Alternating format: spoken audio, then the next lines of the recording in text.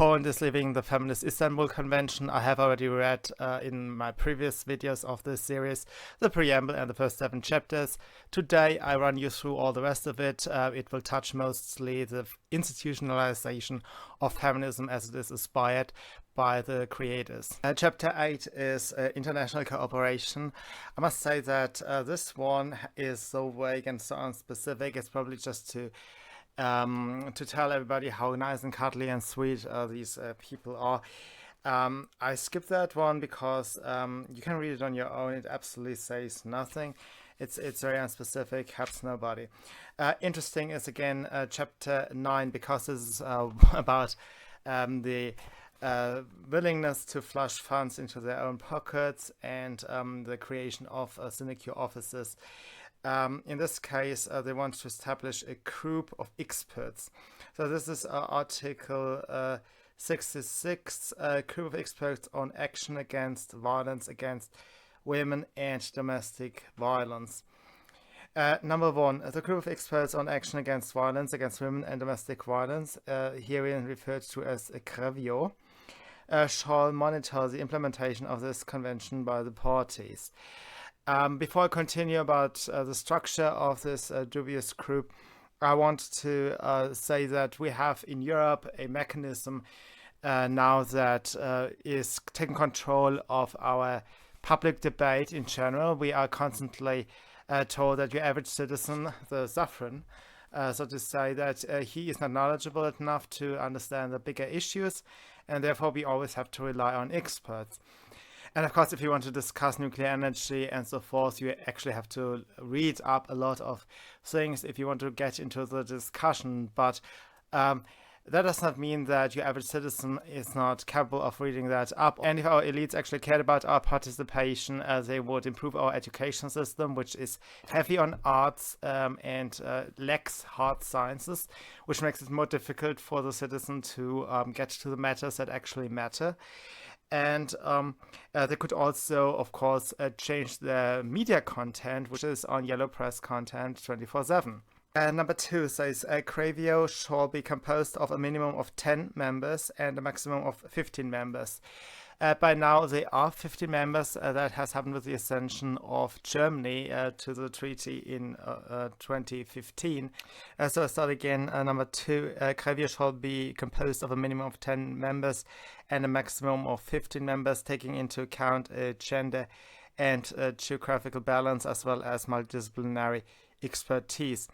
Its members shall be elected by the committee of the parties from among candidates nominated by the parties for a term of office of 4 years, renewable once, and chosen from among nationals of the parties. You see already with this multidisciplinary expertise that expert does not even make sense in that context. And the debate strategy in Europe has been that we are presented people as experts, and you wonder what qualification do they have. And in this context, what specified qualification can one have to be an expert of domestic violence or gender-based violence, whatever that actually means in the entire context, given that they are talking of economic violence and so forth. What is it? Is it a woman who has been beaten? Is it somebody who has been convicted of battery a number of times and is out of prison? I'm not sure what makes you an expert on this. Additionally, this committee of the parties that is supposed to pick the members is an obscure body in itself. It's just composed of some delegates of the signatory countries.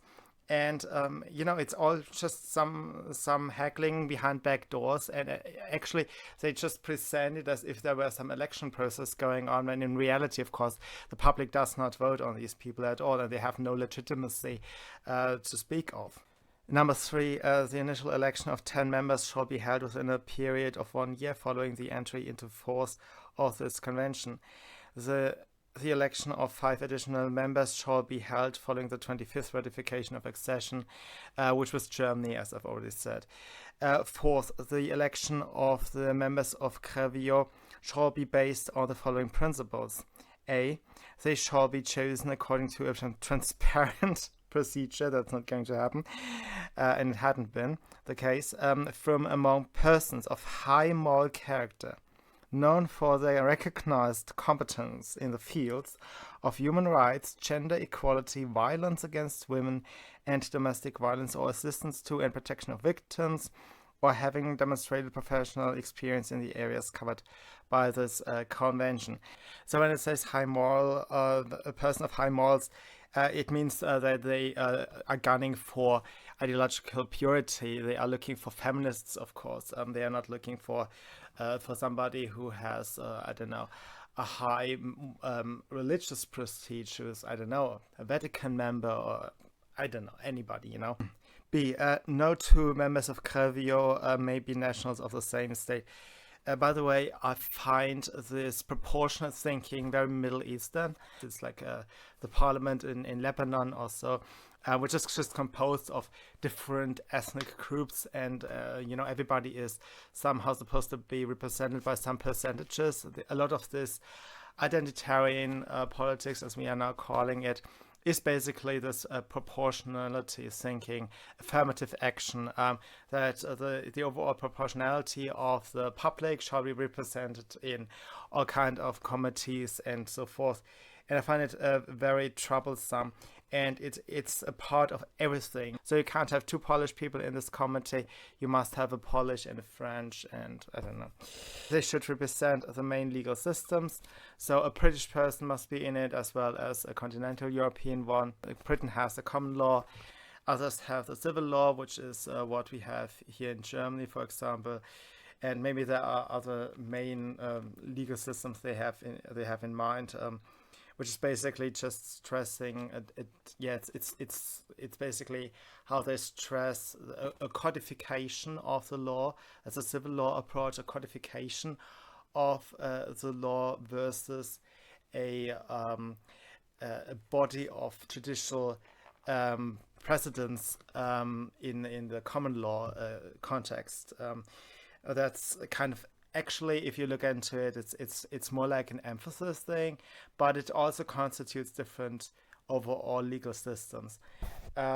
Maybe there are more, but they are the two that I know of. D. They should represent relevant actors and agencies in the field of violence against women and domestic violence. So here again, they want to get the NGOs tied in with government bodies. They shall sit in their individual capacity and shall be independent and impartial in the exercise of their functions, and shall be available to carry out their duties in an effective manner. Of course, this is just lip service, or at least it only will be relevant once a government changes to a conservative one, for example, an unliked one, a non-feminist one. Then immediately, of course, the person that has already been sent to this committee will be independent and say whatever they want. But otherwise, of course, they will be just a representative of the shared ideology anyway. So number 5 is the election procedure of the members of GREVIO shall be determined by the Committee of Ministers of the Council of Europe after consulting with and obtaining the unanimous consent of the parties within a period of 6 months following the entry into force of this convention. I actually read how they elect it, but ultimately I forgot it because it's so terribly irrelevant. There is no public debate, nobody has gone to the ballot box and so forth, so there's no true legitimacy in that process anyway, so who cares? Number 6, GREVIO shall adopt its own rules of procedure. Number 7, members of GREVIO and other members of delegations carrying out the country visits as set forth in Article 68, paragraphs 9 and 14, shall enjoy the privileges and immunities established in the appendix to this convention. This is not about phone calls, you know. You find out very quickly, no, they actually want to travel all the time. They want nice restaurants. Article 67, committees of the parties. Number 1, the committee of the parties shall be composed of the representative of the party of the convention. Number 2, the committee of the parties shall be convened by the Secretary General of the Council of Europe. Its first meeting shall be held within a period of 1 year following the entry into force of the convention in order to elect the members of GREVIO. It shall subsequently meet whenever 1/3 of the parties, the president of the committee of the parties, or the secretary general so requests. So what this does is they are actually keeping our parliaments busy with their reporting nonsense. So we are paying a lot of truly expensive parliamentarians and officials to write reports to a stupid committee of feminists. Number 3, subsequent evaluation procedures shall be divided into rounds, the length of which is determined by GREVIO.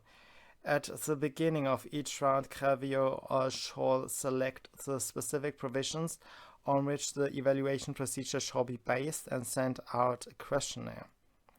I think I'm not going to read more of this. You get an idea that this is intensely bureaucratic, and it's supposed to be because we are talking about a lot of women lining up their own pockets. Chapter 10 is relationship with other international instruments, and I think this is also just some vague. There should be bilateral or multilateral agreements with one another. So this is a total BS. And this is extremely expensive, that you have high officials and members of parliament to write up reports and endless repetition. And basically all it says is that, yes, you should punish people who beat women. Outside of that, you don't want to keep everybody in the country only because this opens a number of doors for asylum seekers and so forth. To conclude, there is absolutely no reason why the Polish, or as a matter of fact any of the remaining countries of this convention, should remain, because either other things done, or they are one-offs, or they shouldn't be done. They should be left to the wider public to debate and decide in a democratic fashion, not behind the doors. All these references to violence are just a mean to put emotional pressure on everybody who objects to individual measurements and policies. I hope the Polish will remain steadfast and will not be cowed by the Council of Europe, which, by the way, is not the European Union. It's a different body. We have so many international bodies that we lose track. We really do in public, and it's concerning how much they try to push down our throats behind back doors. Most of these things can be done on national levels and should be done there. So thank you for listening, and I'll see you soon. Bye.